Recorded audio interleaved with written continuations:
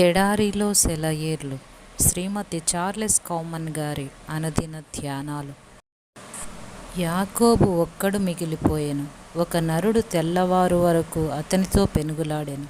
ఆదికాండము 32వ అధ్యాయము 24వ వచనం.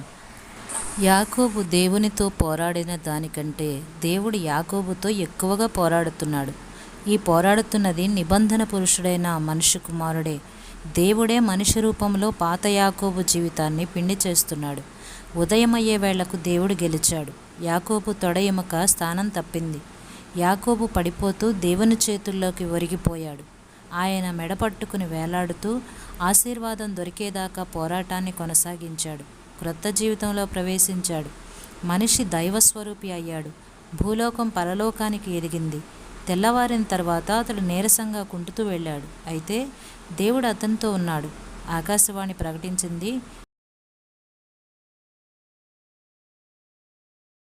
నీవు దేవునితోనూ మనుషులతోనూ పోరాడి గెలిచితివి గనుక ఇక మీదట నీ పేరు ఇశ్రాయేలే గాని యాకోబు అనబడదు.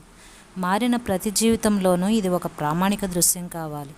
దేవుడు మనలను ఒక ఉన్నతమైన సేవకు పిలిచినప్పుడు, మన సాధన సంపత్తులన్నీ మనల్ని విడిచిపోయినప్పుడు, మనకందరికీ అత్యయిక పరిస్థితులు ఎప్పుడో ఒకప్పుడు వస్తాయి. మనం చేయగలమనుకున్న దానికంటే ఉత్కృష్టమైన బాధ్యత ఎదురైనప్పుడు దేవుని సహాయాన్ని పొందాలంటే ఏదో ఒకదాన్ని పరిత్యజించాలి, లోబడాలి. మన సొంత జ్ఞానం, స్వనీతి, స్వశక్తి మొదలైన వాటిని విడిచి క్రీస్తుతో పాటు శ్రమల పాలై ఆయనతో కలిసి తిరిగి లేవాలి. అత్యవసర పరిస్థితుల్లోకి మనల్ని ఎలా తీసుకువెళ్లాలో ఆయనకు తెలుసు. బయటికి ఎలా తీసుకురావాలో కూడా తెలుసు. ఆయన నిన్నెలా నడిపిస్తున్నాడా? ప్రస్తుతం నీకున్న శ్రమలు, కష్టాలు, అసాధ్యమైన విపత్కర పరిస్థితులు, వీటన్నిటి అర్థం ఇదేనేమో. ఆయన తోడు లేకుండా సాగలేని పరిస్థితి నీకు ఏర్పడినది ఇందుకేనేమో. మరి ఇప్పుడు కూడా నీ విజయ సాధనకు సరిపోయినంతగా ఆయన శక్తిని నీలో నిలుపుకోవెందుకు? యాకోబు దేవుని వైపుకు తిరుగు. నిస్సహాయంగా ఆయన పాదాల మీద వాలిపో.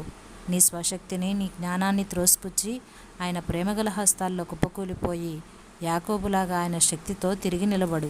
ఉన్నతమైన క్రొత్త అనుభవాలను పొంది దేవుని స్థాయికి పెరగడం ద్వారానే నీకు విడుదల కలిగేది. నీ పాదాలే శరణు, నా సర్వస్వం నీదే.